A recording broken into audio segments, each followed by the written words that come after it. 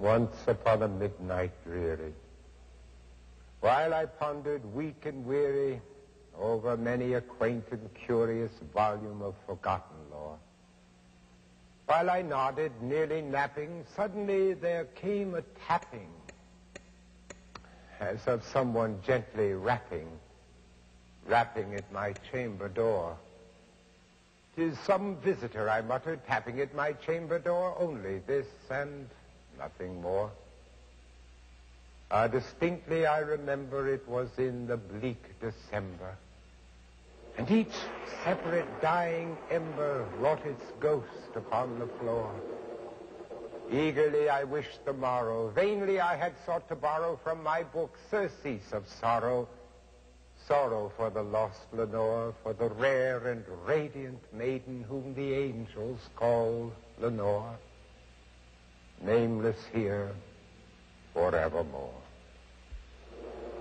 And the silken, sad, uncertain rustling of each purple curtain thrilled me, filled me with fantastic terrors never felt before, so that now, to still the beating of my heart, I stood repeating, "'Tis some visitor entreating entrance at my chamber door.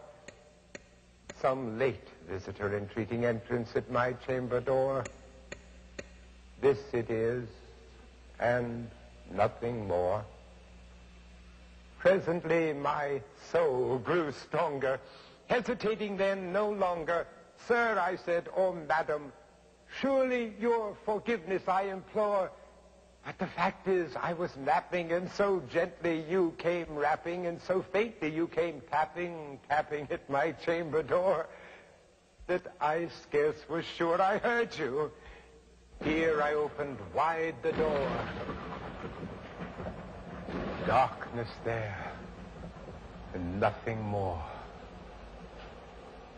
Deep into that darkness peering long, I stood there wondering, fearing, doubting, dreaming dreams no mortal ever dared to dream before.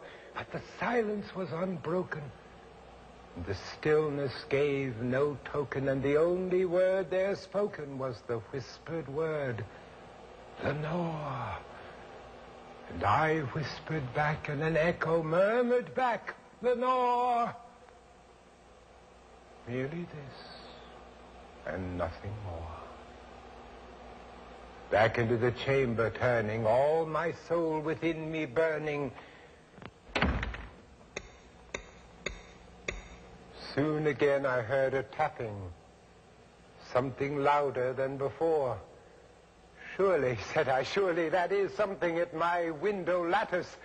Let me see what then thereat is, and this mystery explore. Let my heart be still a minute, and this mystery explore. 'Tis the wind and nothing more." Open here I flung the shutter, when with many a flirt and flutter in there stepped a stately raven of the saintly days of yore. Not the least obeisance made he, not a minute stopped or stayed he, but with mien of lord or lady perched above my chamber door, perched upon a bust of Pallas just above my chamber door, perched and sat, and nothing more.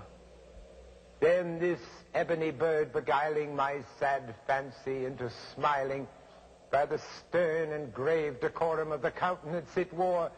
"Though thy crest be shorn and shaven, thou," I said, "art sure no craven, ghastly, grim, and ancient raven, wandering from the night's Plutonian shore. Tell me what thy lordly name is on the night's Plutonian shore." Quoth the raven, "Nevermore." Much I marveled this ungainly fowl to hear discourse so plainly, though its answer little meaning, little relevancy bore.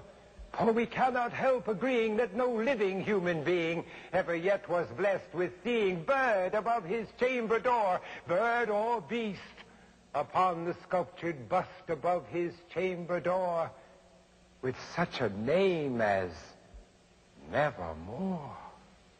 But the raven, sitting lonely on his placid bust, spoke only that one word, as if his soul in that one word he did outpour. Nothing farther than he uttered, not a feather than he fluttered, till I scarcely more than muttered, other friends have flown before. On the morrow he will leave me as my hopes have flown before. Quoth the raven, nevermore. Startled by the stillness broken by reply so aptly spoken, doubtless, said I, what it utters is its only stock and store, caught from some unhappy master, whom unmerciful disaster followed fast and followed faster, till his songs one burden bore, till the dirges of his hopes that melancholy burden bore of never, nevermore. But the raven, still beguiling all my sad soul into smiling, straight I wheeled a cushioned seat in front of bird and bust and door. Then upon the velvet sinking, I betook myself to linking fancy unto fancy, thinking what this ominous bird of yore, what this grim, ungainly, ghastly, gaunt, and ominous bird of yore meant in croaking, nevermore. Thus I sat engaged in guessing, but no syllable expressing to the fowl, whose fiery eyes now burned into my bosom's core. This and more I sat divining, with my head at ease reclining on the cushion's velvet lining that the lamplight gloated o'er, but whose velvet violet lining with the lamplight gloating o'er she shall press, nevermore. Then methought the air grew denser, perfumed from an unseen censer, swung by seraphim whose footfalls tinkled on the tufted floor.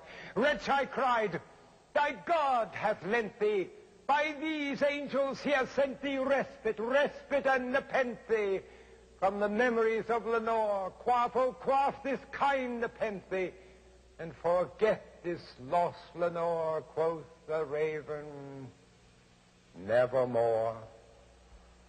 Prophet, said I, thing of evil, prophet still, if bird or devil, whether tempter sent or whether tempest tossed thee here ashore, desolate yet all undaunted, on this desert land enchanted, on this home by horror haunted, tell me, I implore, is there balm in Gilead? Tell me, I implore. Quoth the raven, nevermore.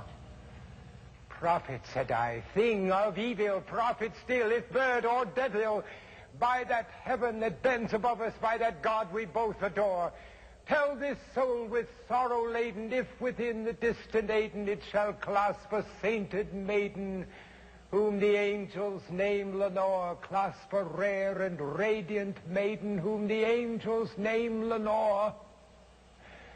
Quoth the raven, nevermore.